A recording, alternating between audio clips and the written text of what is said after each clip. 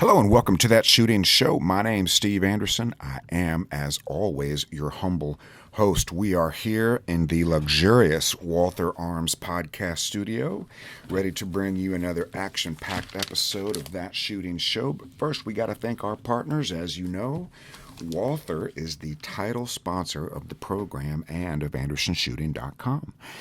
And particularly, if you haven't checked out the PDP steel frame, you are missing out on the best of both worlds. You could play a Van Halen song here if you're a long-time listener. And if we were still playing Van Halen, we'd be playing best of both worlds right now. You get the all-steel metal heavy gun that you like, and you get a beautiful trigger every single time without having to worry about a double-action trigger pull and without having to worry about light strikes. There is nothing you can do to a double-action gun that justifies a single light strike. Nothing.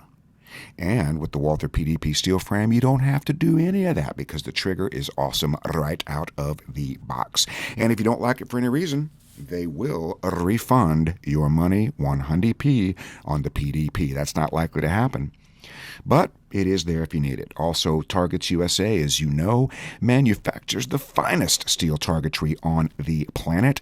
It is portable, it is affordable, it is the very best. CR Speed, as you know, makes the finest gun handle gadgetry you can wrap around your waist or anywhere else. Comes from my second home in South Africa, and it is awesome. And the AMG-Lab.com Commanderson timer continues to turn heads and blow minds by putting the time into the tablet. It does a lot of tricks, but that's the best one. It's a great trick, by the way. A really, really good one. It gives you data. So if your match is scored on the AMG Commander, you can literally go in and chart every event compared to somebody else and see where somebody is doing things sooner. If you want to get better stage times, you got to think about sooner instead of faster. Sooner will get you what you want without a loss of accuracy. Faster, maybe not. And of course, there you're risking the shortest event is your splits, which is the greatest risk for the least reward. Everything else is less risk and greater reward. And of course, the Hunter's HD Gold is the only eyewear that I wear, and I are wearing it right now. Miss Megan, in the class we just did in Florida, she was on the fence about Hunter's HD Gold. She's like, I don't know. I've heard the hype. They seem awful pricey. And then she put them on, and she said words that I cannot repeat on a family-friendly podcast.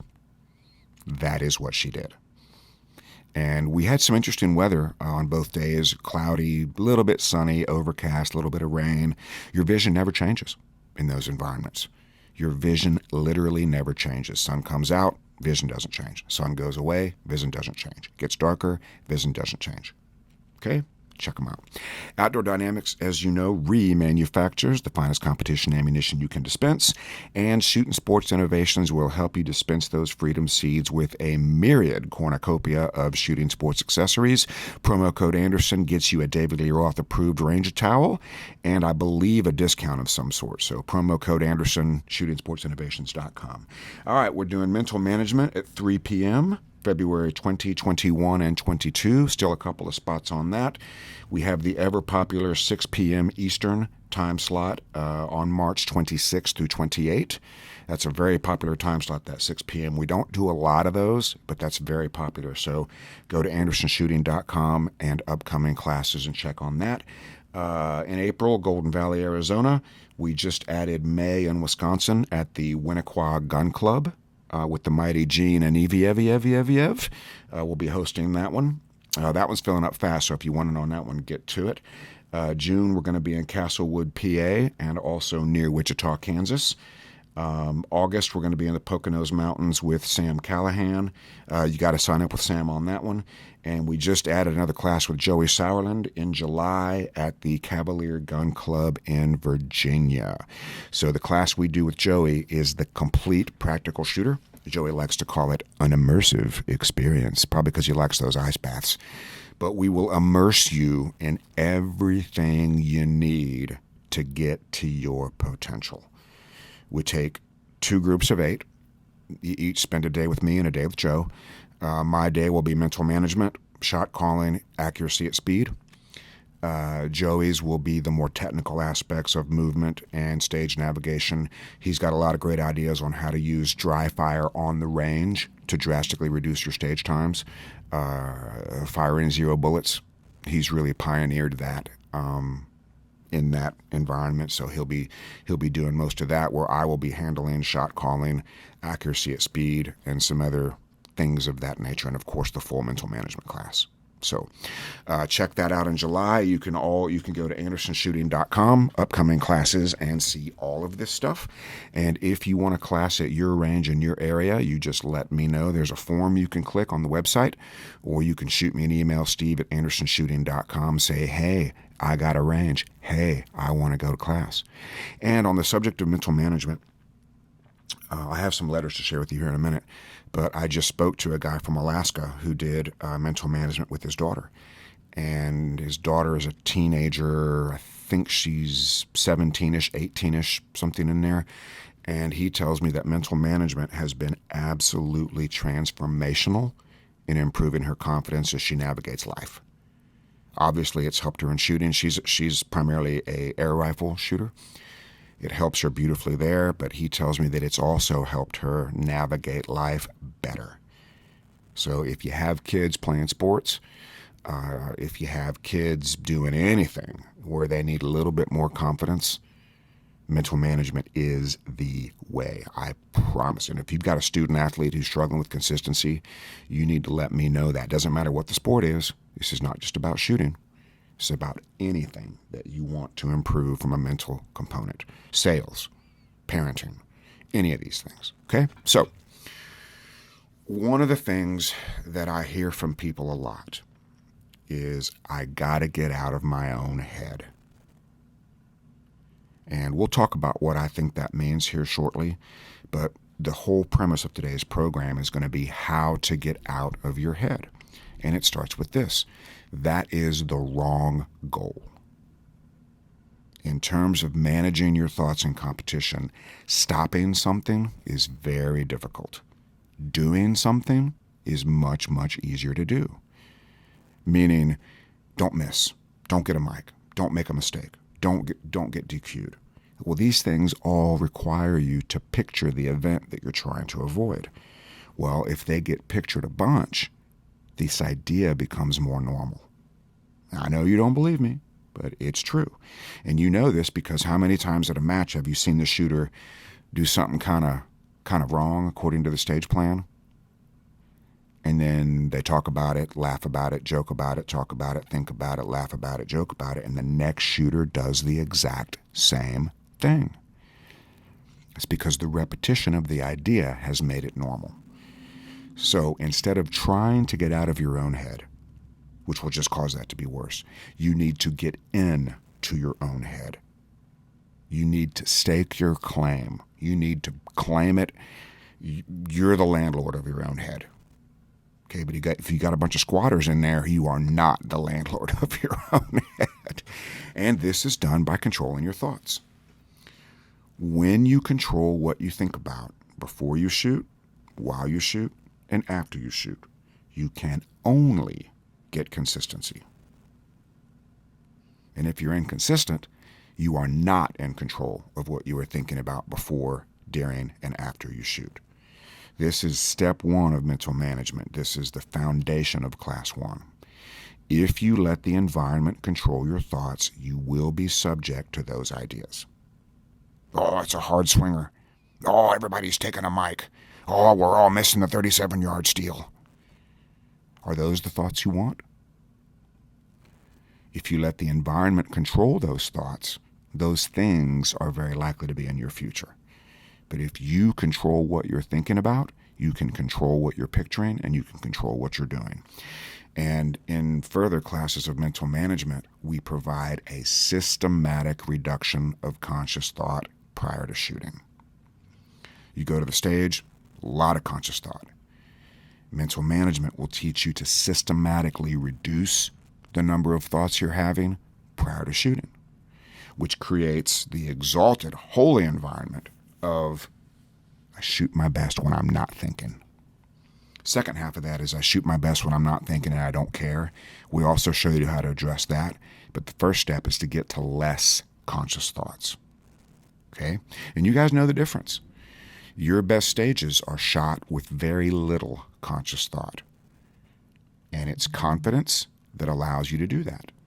If you're worried about the results, you can't do that. But if you're not worried about the results, it's much easier to shoot the stage without a lot of conscious thought. So stage planning requires the conscious mind. The conscious mind is very good at evaluating things and making decisions. That's its primary job. And you're going to formulate your stage plan by thinking about a lot of things in pretty rapid succession. This is good and necessary. This is when you want to be using your conscious mind. As the plan is formulated, it moves to the subconscious, where it no longer requires conscious thought. That's the first place you've got to get to, guys. If you want to get out of your own head, if we use that definition, a subconscious stage plan is absolutely required. This stuff doesn't work without a subconscious stage plan. And as you're formulating this subconscious stage plan, your opinion of your plan and your ability to execute it determines how much access you get to your skill when the timer goes off. And it's not just your plan. It's your opinion of your ability to execute it. Those two things literally determine how much access you get to your skill when the timer goes off. If you hate the plan, you don't think you can do it, it's going to be a very conscious-minded performance. Very herky-jerky, certainly not smooth. All the classic benchmark, hallmark. I don't know if it's a benchmark or a hallmark. If it's a bench in a hall, it could be a hallway benchmark or a bench in the hallway mark. I don't know. But herky-jerky, not smooth, that is the result of a large level of conscious thoughts. We don't want that. Now, to do that, you got to give the conscious mind something to do so it doesn't attempt to micromanage subconscious skill. Let's unpack that, as the young people say. If the conscious mind is micromanaging subconscious skill, there's a couple of problems there. Number one, you don't get access to your training. And number two, it's going to be a very choppy performance because the conscious mind can only do one thing at a time. Now, great shooting in competition requires the lowest number of thoughts per second possible. Shooting well requires the lowest number of thoughts per second possible. 0 is ideal, as we all know, but is not replicable, not inducible on demand. 1 is just as good and is replicable. We have a lot of PRS shooters we've been working with, and we've learned together that PRS rifle shooting requires a little bit more conscious thought than USPSA, but I've encouraged my PRS clients in mental management to make a list of things that require conscious thought. And I was talking to a guy yesterday. When he made that list, he discovered that there's a lot more subconscious than he thought was possible. That's good. So he's now reducing the number of conscious thoughts per second. That will always provide better shooting than a high number of conscious thoughts per second. And the conversation was fascinating because he goes, I'm realizing that the better shooters are doing more things subconsciously with less conscious thought. He's making that his goal. And coming back to the pistol world, calling every shot provides 0 thoughts because it's a great occupation for the conscious mind. Now, that reminds me, we have a couple of letters, and we're going to read the letters, so let me pull them up here. A couple of great ones. Okay, the first one says, big news. I just knocked 61 seconds from my IDPA classifier time in December. I leveled up 1 tonight, nearly 2. I expect to be expert class in 2 months and master class by November. Couldn't have done it without you, Steve. Love it. Guys, IDPA is probably the easiest sport, shooting sport for sure, in which to use mental management. It's the easiest by far. Steel Challenge would be right there with it. Those two are very similar in terms of a singular objective, but IDPA makes it easier to adhere to a singular objective. If you're thinking about anything other than shooting zeros when you're shooting IDPA, you are overthinking or underthinking. So there's the first one. And the other one that I want to tell you about is here. This is my good buddy Purple Sean Sorrentino. Headline says, "I got to use your in the crust, not the toppings line." And what that means is if you look at the down zero, an IDPA or a steel target, anything that's round, you want to be calling your shot in the toppings of the pizza, not the crust. Ideally, you'd be in that little plastic thing that they put in the middle of the pizza to keep the box from crushing it. Ideally, that's where you'd be calling your shot, but that they're not always going to be there. But as well, we'll read Sean's letter, then we'll tell you what happened. "I was shooting my local on Saturday when the first shot into the second to last target looked a bit off, so I sent a makeup. When I checked, I had 2 hits in the middle of the down zero and 1 at the edge of the down zero, almost touching the line. Didn't actually need the makeup, but I explained to fellow Anderson alumnus Jen it was in the crust, not the toppings. So he called it low. According to the mighty AMG Lab Commander Centimer, his makeup shot was 0.27 seconds, and he won the stage by 0.28 seconds. Had he failed to make up the shot, and had it been a half-inch lower and or to the right, I would have lost the stage by 0.45 seconds. I did pretty well in the match, coming in 3rd out of 43 shooters in carry optics. It's where I belong at this match, on the podium, within striking distance of the win. It's where I belong at this match, on the podium, within striking distance of the win." So a brief little detour here. I just want to remind you, shot calling, no matter what you are training, no matter what you are working on, shot calling is the most important live fire skill you can possibly have. We spend a full half a day on that in all the classes because it is the most important skill you can possibly have. Let's say that again. Shot, and particularly if your dry fire exceeds your live fire, which is the case for most shooters, shot calling turbocharges your match mode and your dry fire. When you do it correctly, it tells you how fast to shoot. You can shoot at the speed of sight when you learn to call your shots. Okay? So back to the topic at hand. When someone says they are in their own head, that usually means too many conscious thoughts and a lack of confidence in your ability. That's what in your own head usually means. A lot of thought, a lot of doubt, and a lot of worrying about results. And you won't be able to stop these thoughts, but you can change the channel. This takes discipline and effort. Stopping a thought is not possible. Thinking about something else is possible. It's probably a learned skill. For sure it takes practice, but can be done. Emotion will make it very difficult to change what you're thinking about. Now, thinking about a desired result, got to get to A class on this run. I got a classifier coming up. I got to get to M. Will almost always cause the conscious mind to override subconscious skill. Worrying about the results will always cause the conscious mind to override subconscious skill. Denies access to your training, causes you to shoot worse in matches than you do at practice. Okay? And I want to tell you about a shooter from Florida. I don't think she'll mind if we use her name. Her name is Mitzi. And when Mitzi first came to class, she actually inspired this podcast, by the way. So Mitzi, if you're listening, thank you for the podcast idea. She initially came to the class with a lot of conscious thoughts and a doubt in her ability. By the second day, she had less conscious thoughts and high level of confidence in her ability to execute a singular objective.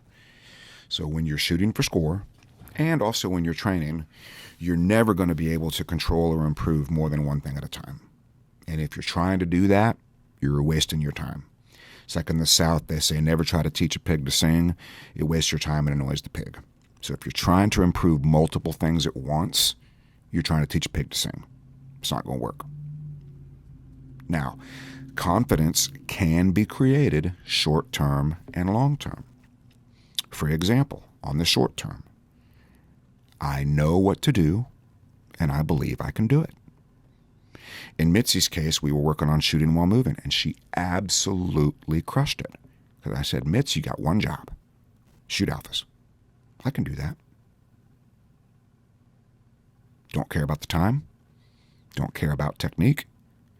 We just need you to shoot alphas while you're moving. I can do that. See? The singular objective and a belief in your ability to execute a singular objective, good shooting is easy.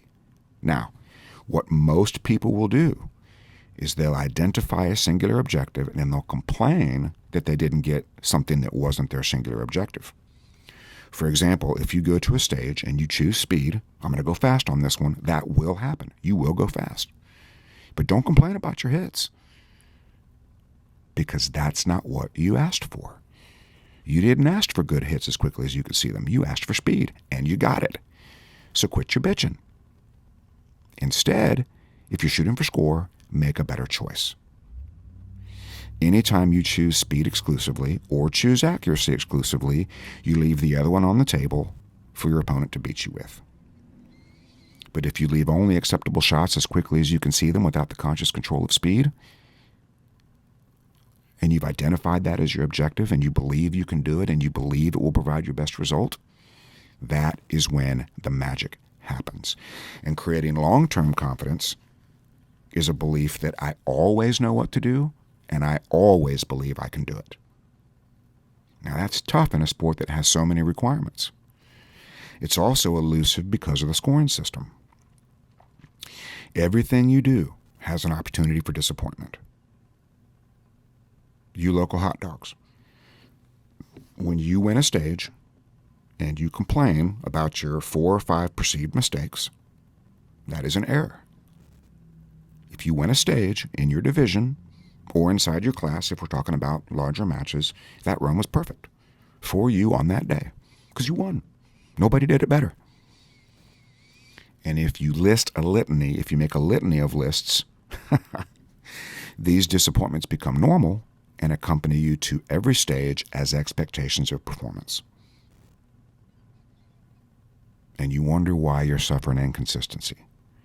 If you shoot a stage well, and you identify 6 mistakes that you made, and you repeat those become normal. Those pictures get embedded in your self-image. Causes you to expect those things. It's not what you want, but it's what you're programming yourself to do with repetition.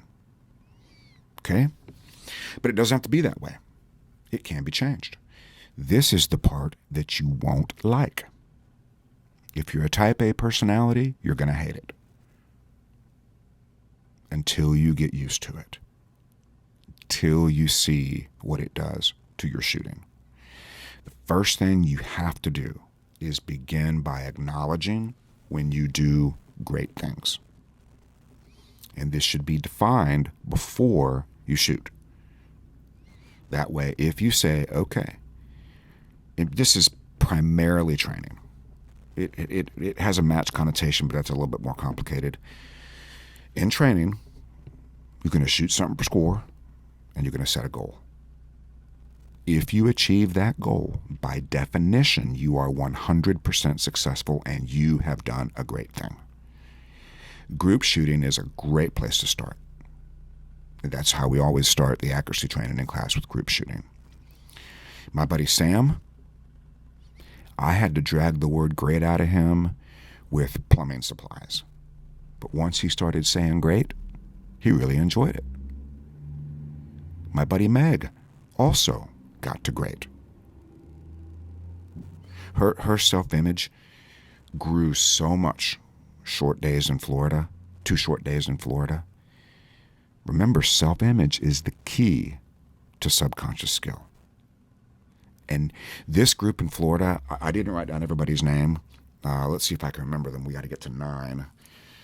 So there's Ashlyn, Amy, Mitzi, Meg, Sam, Dan, Cole, Bill,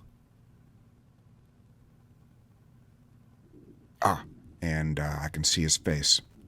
Oh, I can see him. He's the jujitsu guy. I'm screaming at my radio right now. Jujitsu. I called him jujitsu guy. Oh, it's driving me nuts. I can't think of his name.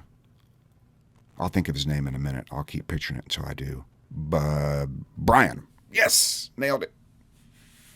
They all were capable of great things. And the more they acknowledged what they did was great, the better they shot next time.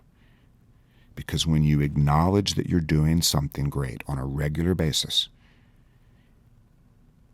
my last string was great, this string was great, next string is also going to be great.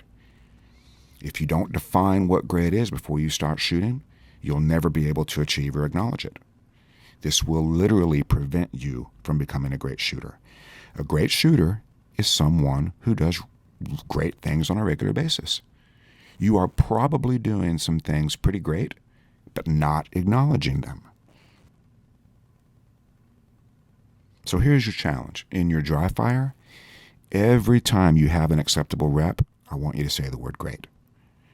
In live fire, every time you achieve a singular goal, I want you to say the word great. Most of the damage to self-image is done by trying to improve speed and accuracy at the same time. That is not possible. It is not possible to get faster and more accurate at the same time. Shot calling is the only way to get the pinnacle of speed and accuracy at the same time, but you're not really improving it. You're just getting access to it. But if you don't define what great is beforehand, you will never achieve it. And as a result, you will remain in your own head. So just to recap real quick, getting out of your own head is the wrong goal. Getting in to your own head is the goal. Become the landlord, kick out the squatters, and control who lives there. That's what you need to be doing. And of course, mental management is the ultimate mental game for practical shooting or anything else, and will help you with all of these things. Just like our last two letter writers. Right? The guy took 61 seconds off of his IDPA classifier with just mental management. Okay? So please go to andersonshooting.com and upcoming classes. Check out where we're going to be, what we're going to be doing. If you want a class in your area, I would love to do more work with junior athletes. Junior athletes is where I really want to do more work, because we can help these guys while they're still pretty young to get this stuff right. We've worked with a handful of them. I would love to do more. So let me know, steve@andersonshooting.com. And until we meet again on the range, on the Zoom, on the phone, or anywhere else, I want you to be like me. Do what I do. Say it with me. 1, 2, 3. Get to work.